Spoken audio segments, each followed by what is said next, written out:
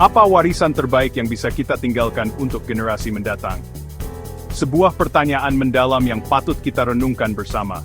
Bukan sekadar harta benda yang berlimpah, tapi bumi yang tetap layak huni, sebuah planet yang sehat dan lestari. Ekonomi hijau kini bukan lagi sekadar pilihan, melainkan sebuah kebutuhan mendesak. Bukan sekadar tren sesaat yang akan berlalu. Ini bukan konsep rumit yang sulit dipahami. Ini adalah cara berpikir yang revolusioner. Sebuah paradigma baru agar kemajuan dan kelestarian dapat berjalan seiring, berdampingan secara harmonis. Ekonomi hijau menuntut kesadaran. Setiap keputusan ekonomi yang kita ambil haruslah memperhatikan dampak lingkungan dan sosial yang mungkin timbul. Tujuannya, pertumbuhan ekonomi yang kuat dan berkelanjutan, inklusif bagi semua lapisan masyarakat, dan bumi yang tetap sehat, dengan ekosistem yang terjaga. Perubahan iklim kini bukan lagi ancaman di masa depan, melainkan nyata. Banjir yang melanda, kekeringan yang berkepanjangan, polusi udara yang menyesakkan, semua dampak buruknya kita rasakan bersama. Model lama yang hanya mengejar pertumbuhan ekonomi semata, tanpa peduli lingkungan, telah membawa kita ke jurang krisis yang berbahaya. Ekonomi hijau adalah satu-satunya jalan keluar yang rasional, menuju masa depan yang lebih adil, sejahtera, dan berkelanjutan bagi seluruh umat manusia.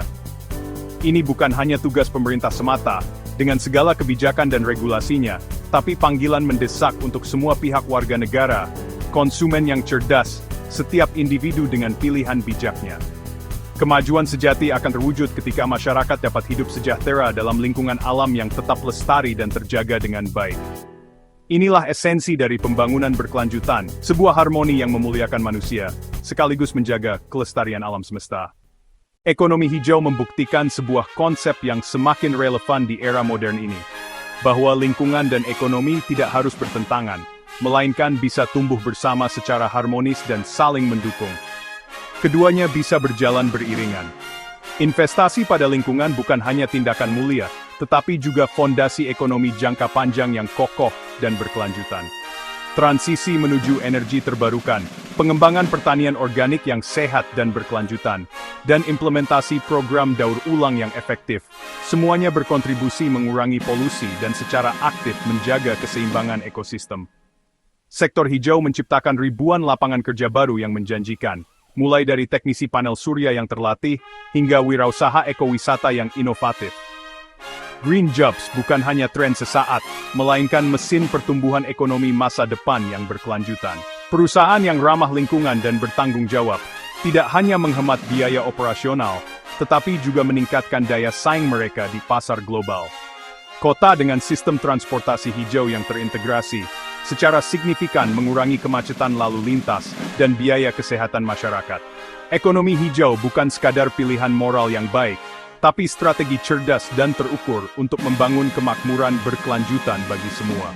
Lingkungan sehat dan lestari adalah syarat utama untuk mewujudkan ekonomi yang kuat dan berdaya tahan. Ekonomi hijau bukan sekadar teori yang abstrak atau wacana di atas kertas. Indonesia sudah mempraktikannya secara nyata, dari Sabang hingga Merauke. Inisiatif-inisiatif lokal dan proyek-proyek besar menunjukkan komitmen terhadap pembangunan berkelanjutan. Salah satu contohnya adalah PLTB Sidrap di Sulawesi Selatan, yang menghasilkan listrik bersih untuk puluhan ribu rumah.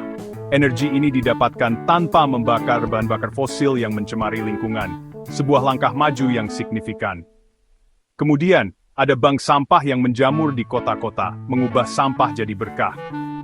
Program ini tidak hanya membuat lingkungan bersih, tetapi juga memberikan pendapatan tambahan bagi masyarakat yang terlibat. Kita juga bisa melihat contoh agroforestry di desa-desa, di mana petani menanam kopi di bawah naungan pohon-pohon rindang.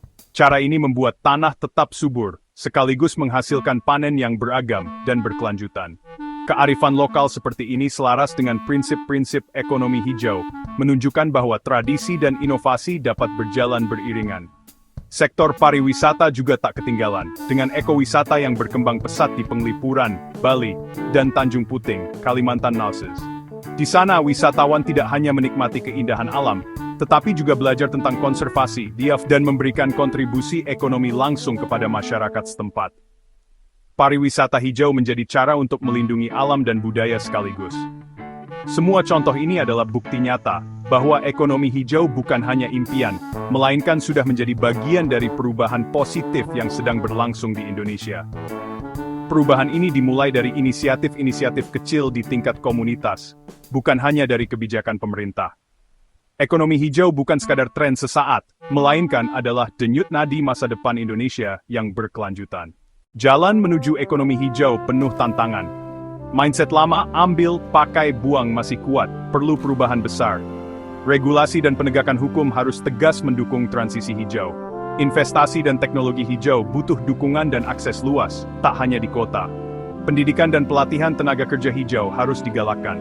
SDM terampil adalah kunci mengoptimalkan potensi ekonomi hijau.